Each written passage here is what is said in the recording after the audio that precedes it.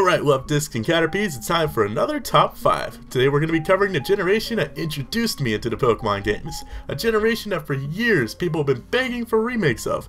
A generation that revolutionized the way we play Pokemon with the addition of abilities, double battles, and of course, Pokemon contests.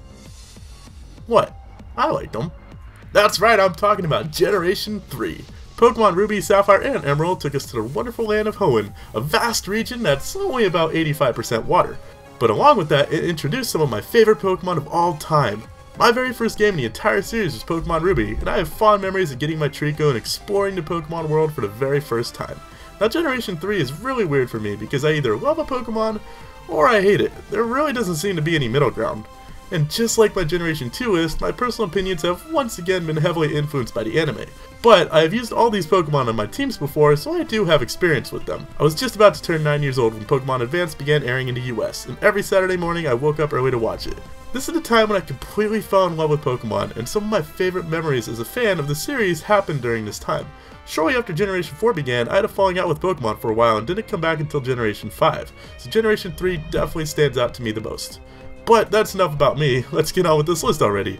As always, this is completely my opinion and there's a good chance you will have a different one. That's why I invite you to share your own list down in the comments below. Of course, you should give some details as to why you like each Pokemon, but that's completely up to you. Without stalling anymore, you all know how this works, let's get on to the list. Number 5. Bagon! Okay, get used to this, because every one of these Pokemon is likely going to have an anime reference. Now who doesn't remember the Bagon that just wanted to fly? It was his dream! I couldn't help but root for him, and even though he didn't become a Salamence in this episode, he still ended up soaring in the sky. Of course, I also love Bagon's design, but the main reason I love him is because of a distant memory in a game called Pokemon Emerald. Bagon is one of the hardest Pokemon to find. In the entire game, he can only be found in one room, and that room only has 10 tiles of ground in it.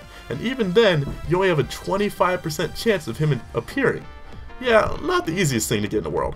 But once I did, I trained it, and I trained it, and I trained it until it finally grew into a mighty Salamence. That memory alone is right up there with me getting my very first level 100 Pokemon.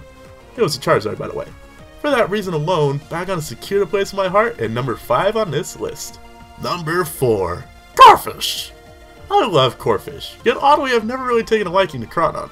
In later generations, Corphish and Crawdaunt become a force to be reckoned with. Waterfall, Night Slash, Crabhammer, and the ability to pinch your nose really hard, they're not someone you'd want to meet in a dark alley. Unfortunately, Generation 3 kinda nerfed them due to its typing being special and it mainly being a physical attacker. Looking back, it's surprising how many water types were supposed to be physical attackers but were almost rendered useless due to their types being all special in the first 3 generations. Poor Seaking.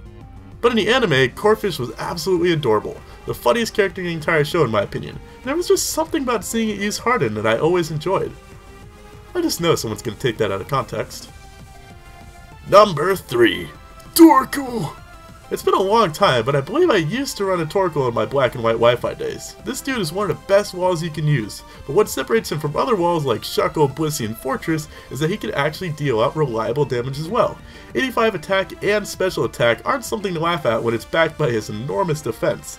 Now of course I'd be breaking the theme of this top 5 if I didn't mention the anime. If you didn't see Torkoal trying to kick a soccer ball when you were a kid, then you had no childhood. I always loved seeing Torkoal use Overheat as I thought it was one of the coolest looking moves in the entire game.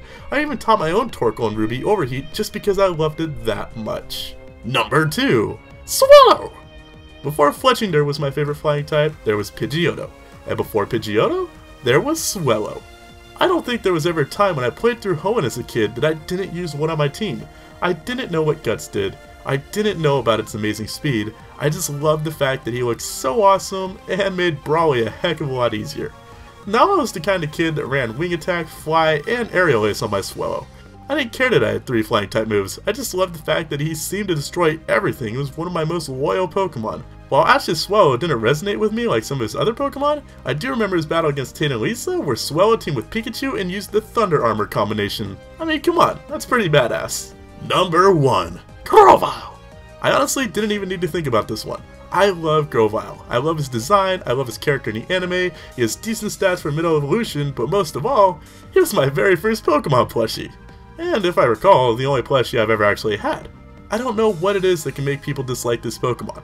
He comes off as pure badass with that stick in his mouth and has one of my favorite moves of all time, Leaf Blade, as his signature move. He's very similar to Bayleaf in the sense that I love his first and middle stage, but I'm not a huge fan of his final form. I was always a little sad when my Grovyle reached level 36 and leaves me. No pun intended, you know, being a grass type. Leaves. Get it?